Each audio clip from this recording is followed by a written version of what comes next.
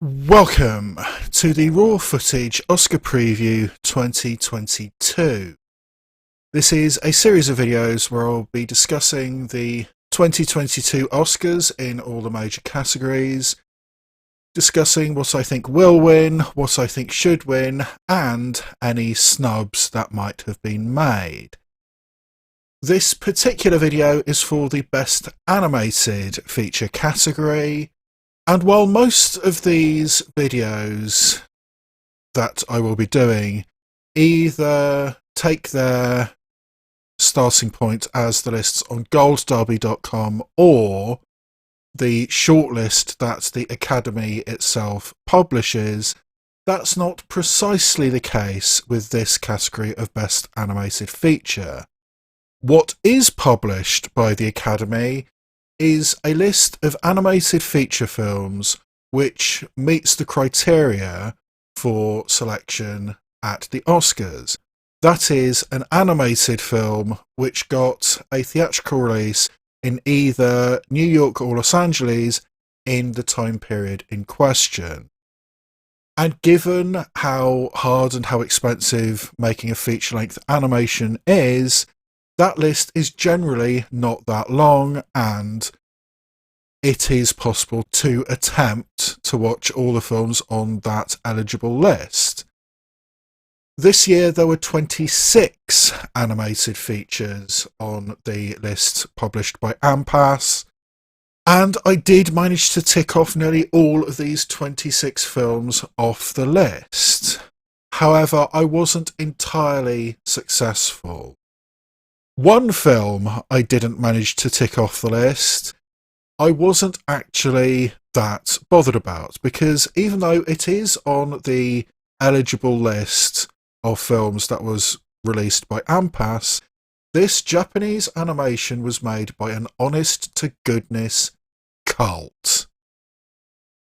And it is an animation which, as best as I can tell, delves into the batshit insane foundational mythology of this cult.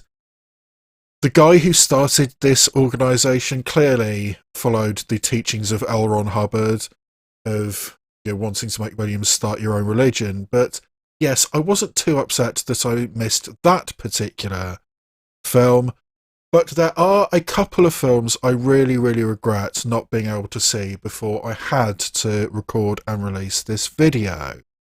There were two films which, judging by the synopses and the trailers which I did manage to see, would have a very good chance of at least making the Honourable Mentions list on this video, if not possibly even an actual nomination of my personal list.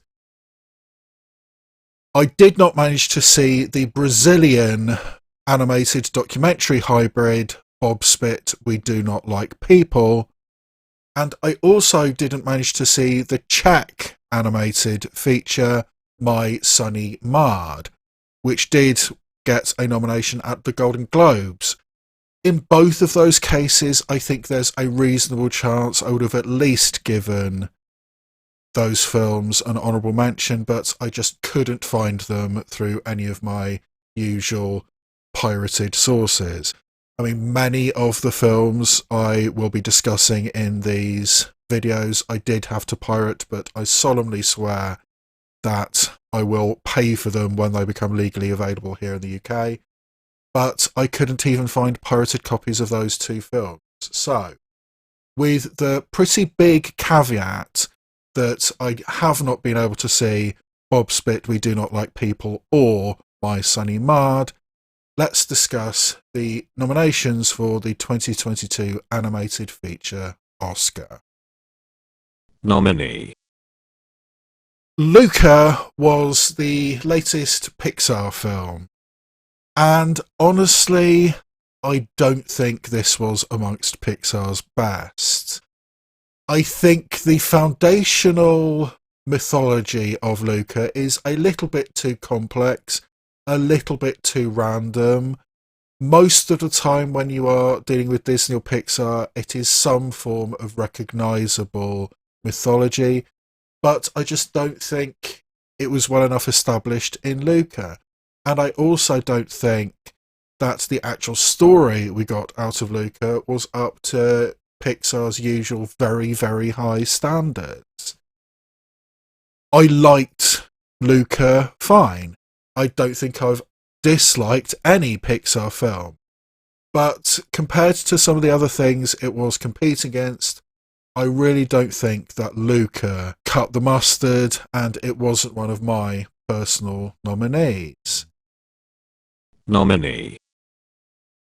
The Mitchells vs. the Machines is a Sony animated feature which, thanks to the pandemic, ended up on Netflix and is wonderful.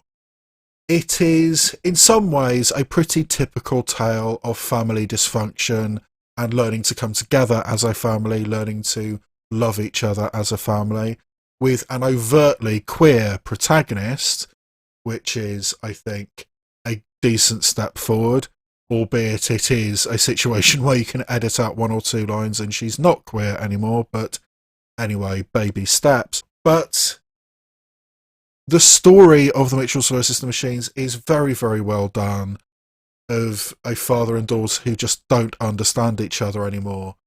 But also the animation style of these Sony animation features is very, very good.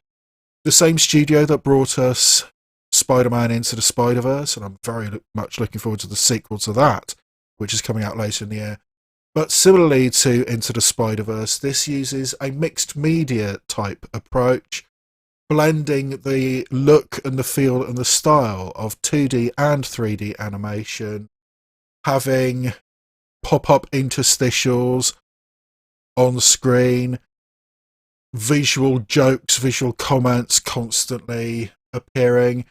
There's always something to see with the Mitchells vs. the Machines. And it's all very, very funny. It was one of the films I laughed at the most during 2021, and I laughed at it in a good way. It was so funny, so engaging, that I did really love the Mitchells vs. the Machines, and I expected it to be my pick for Best Animated Feature of 2021. Didn't happen, but it was certainly in the discussion. Nominee. Raya and the Last Dragon was the first of 2 Disney films which were released in the right period, again thanks to the pandemic, and in comparison to other features around it, including the other Disney film that was released in the right period, it wasn't quite up to Disney's usual standards. I did really like Raya and the Last Dragon. I think it is the best example I've seen in decades of Disney's usual trope of the cute animal sidekick. Awkwafina playing this dragon is really, really impressive, having a surprising amount of pathos in her makeup, but also a great deal of humour, exploring cultures and ideals from Southeast Asia in very approachable, very digestible ways, in common with many films which have been released by Disney over recent years, exploring underexplored cultures and bringing different races into the quote-unquote Disney princess canon.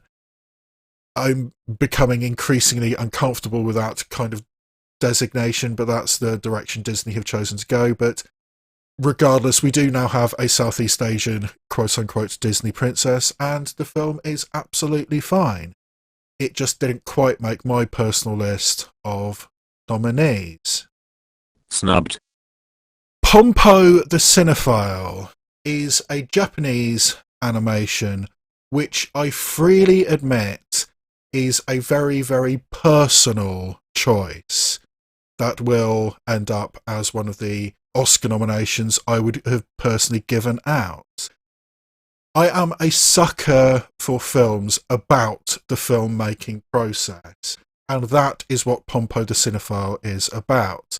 A typical cute, almost chibi young woman runs a movie studio in Nyala Wood, and spends her time making exploitation films filled with monsters and boobs.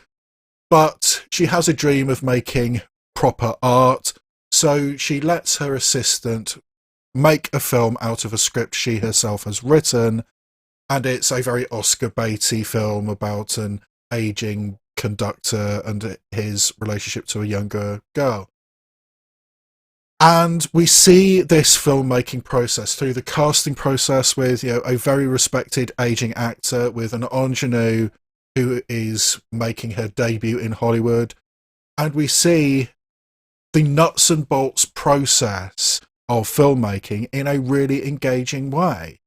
What it is like to be a film director, what it is like to be a film producer, what it is like to be an actor, what it means to be all of those things as well. The personal and emotional impact of doing all these jobs in Nyala is brought to bear. The big conflict, the big struggle that is in this film is the editing process. This young first-time director fighting against himself. I really love that, but it needs to be edited out of the movie.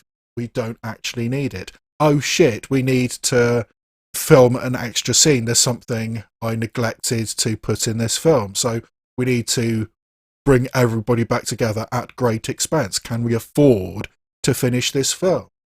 It shows the intricacies of the filmmaking process and the obsession that you almost need to have in order to make a movie, even an independent movie like is portrayed in this film. I found it a really great examination of what it means to make a movie for you as an individual and what it means to make a movie for the world at large. And I really, really liked Pompo the Cinéphile. If you do ever find the chance to watch this film, I do thoroughly recommend it, especially if, like me, you are fascinated by the machinery that is filmmaking and Hollywood. Snubbed. Poupelle of Chimney Town is an animation based on a very popular picture book in Japan. A picture book so popular it has been adapted into a play and an off-Broadway musical. So it certainly has cultural footprints outside the cinema landscape, but they did make an animated feature of it. And I was surprised at how well this film comes together. It tells the story of a steampunk type world in which a young boy is working as a chimney sweep, because this is Chimney Town, where smoke is constantly being belched out of chimneys because the authoritarian, almost theocratic regime in charge of Chimney Town doesn't want people looking outside this smoky world. No, of course there's no such thing as stars. You would be able to see stars if there were such thing as stars. But you can't see them because of all the smoke, so keep on stoking those chimneys.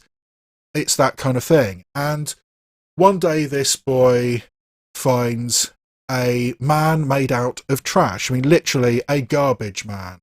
He rescues him out of a dump truck, and this unlikely friendship starts working together to bring down this authoritarian regime in Chimney Town. And it's all done in a very steampunk style and has all these questions raised about authoritarianism, about questioning authority, about finding out for yourself the things which you have been told, not taking anything on face value. On a kid-friendly level, it's simply a story of a lonely boy and his friendship with a trash man. But on an adult level, it's got some really powerful, really valuable things to say about authoritarianism and about being critical of authority, which is something that I think is very valuable in the modern day. And I also think that the look and the feel of this film, Poupelle of Chimney Town, is also very, very impressive. In general, modern animation goes one of two ways. either it is glossy 3D CG animated fare that we tend to get from American studios, or it is very flat, very bold 2D cel-drawn animation that in general we get out of Japan. But the look of Poupelle of Chimney Town does feel like a picture book come to life. It has a lot more texture to it than you would necessarily expect. It's got so much more painterly approach. It does have so much more texture to the look in the film, and so much more texture to the script, to what it is trying to say. I think this is a film for all ages. Everybody will be able to get something out of it, and the look and the feel of Poupelle of Chimney Town is very, very impressive. It looks like this might be, hopefully, on the verge of breaking out into the mainstream. It does have an English dub, which will soon be available, featuring people like Tony Hale and Stephen Root and Hassan Minaj.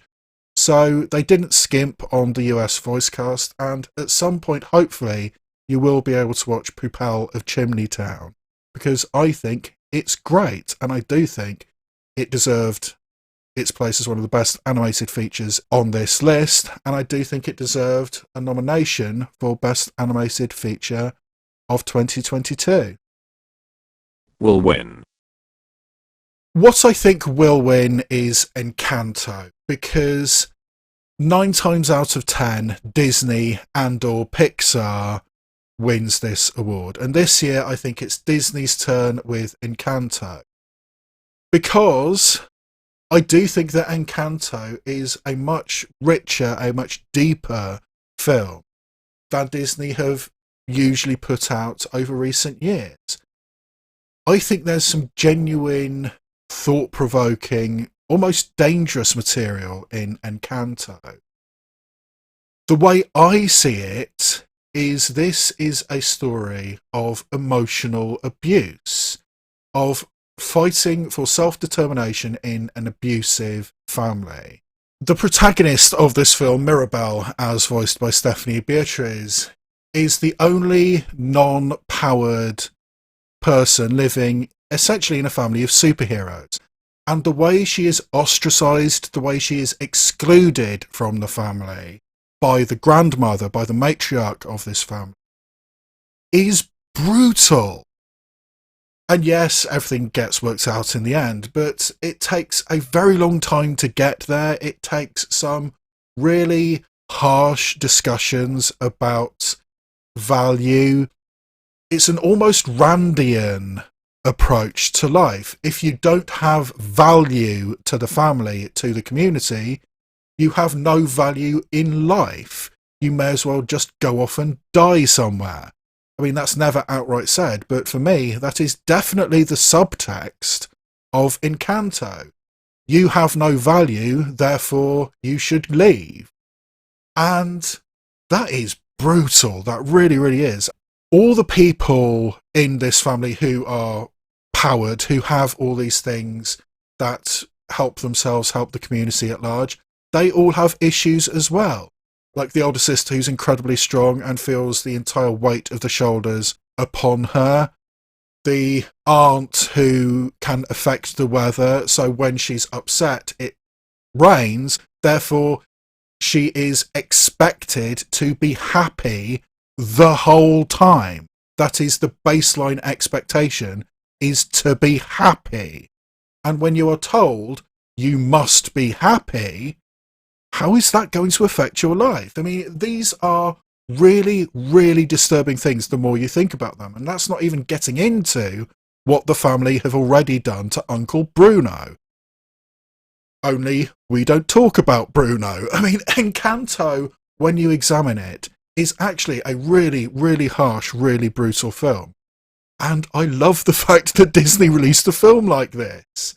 I mean, yes, on the surface, it's fun and frolics, a superhero family with excellent songs by Lin-Manuel Miranda, but scratch just underneath the surface, and Encanto is a horror show.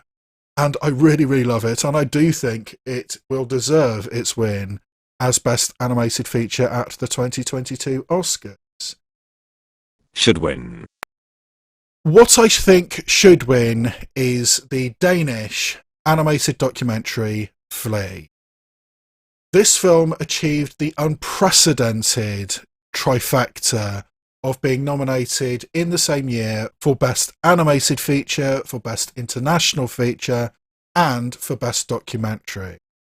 And I think it was thoroughly deserved in all three of those categories. I personally also gave it a nomination for Best Picture. I really, really love Flea. Telling the uncompromising story of an Afghan boy who had to flee from his life from war-torn Afghanistan and eventually ended up at the age of about 15 in Denmark, where he became a friend of the director Jonas Poe Rasmussen, who wanted to make a film about his friend's life, about having to flee your country, about having to fit in a completely new culture, a completely new society, having the extra complication that this young Afghan boy is also gay. But the way that this man, who in the film is known as Amin for reasons that do become apparent, he does need to keep his full identity secret, which is why these interviews that Jonas Poe Rasmussen did with his friend were rotoscope animated over. But quote-unquote Amin telling his story of the unbelievably difficult life he's had, the unbelievably difficult journey he made to get to the West, the unbelievably difficult personal struggle he had with his sexuality, and the survivor's guilt which is piling upon him. I can't be happy because of all the sacrifices that my family have made.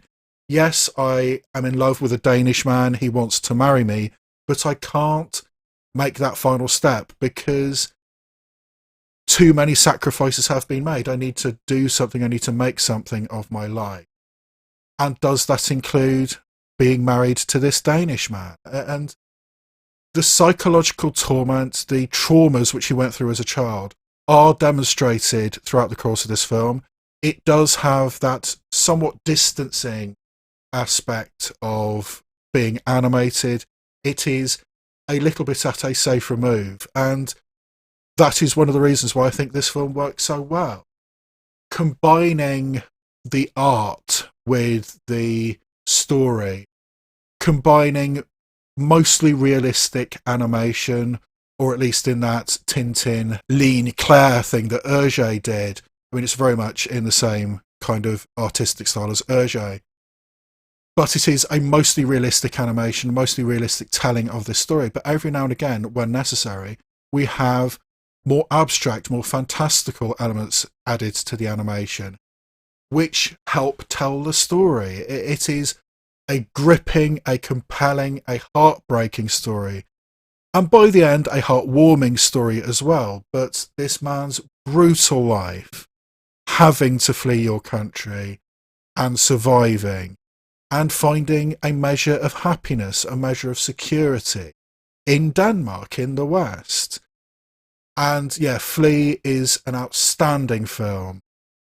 And personally, I think it should win the Oscar for Best Animated Feature, even though it's definitely not going to happen, because, as I said earlier, this category always goes to Pixar or Disney, with very little deviation from that. And an art house, hard-hitting documentary in the animated feature category is not necessarily what the Academy is going to vote for. But it's what I voted for, and for me, Flea should win the Oscar for Best Animated Feature at the 2022 awards.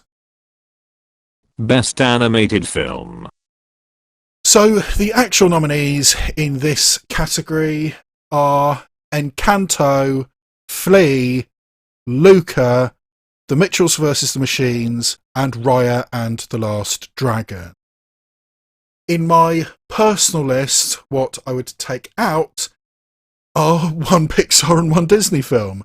I would take out Luca and Raya and the Last Dragon, and I would replace it with what turns out to be two Japanese films, Pompo the Cinéphile and Poupelle of Chimney Town. What I think will win is Encanto, because Disney basically always wins this category. And this year's submission has a little bit more depth than your usual family-friendly fare. But what I think should win is Flea, which I believe is an extraordinary piece of cinema and should be much more widely known. But yes, this list of personal nominees turned out to be a little bit more Japanese than the real-life Oscars usually are. But if you don't like Japanese animation, you are missing out on so much quality animation which gets released on feature film. Their culture, their history means that the drawn image, and by extension that eventually led into the animated image, is such a strong part of their culture that they release a lot of animated features, including some which you will be seeing on my honourable mentions. Japanese animation is high quality, as is the major US studio stuff, and every now and again you get something from completely outside those two giant animation industries, something like Flea, which comes along and shows you all the different things which animation is capable of. Thanks to Disney, when we think of feature-length animation, we tend to think of family-friendly fare. We tend to think, still, I think, of fairy tale fare. But animation is not a genre, it is a mechanism. And the mechanism which tells the story of a gay Afghan refugee in Denmark is incredibly powerful stuff. And yeah, it's so important that we see different types of animation, and I do urge you to check out Flea. At least here in the UK it is already available through streaming platforms. There is even an English dub of the film if you don't like reading subtitles, and I do recommend Flea, and it is my winner. And that's the end of this video. Remember to like, comment, subscribe if you so desire. And all that remains for me to say is see you next time, where I shine a light on cinema, both obvious and obscure.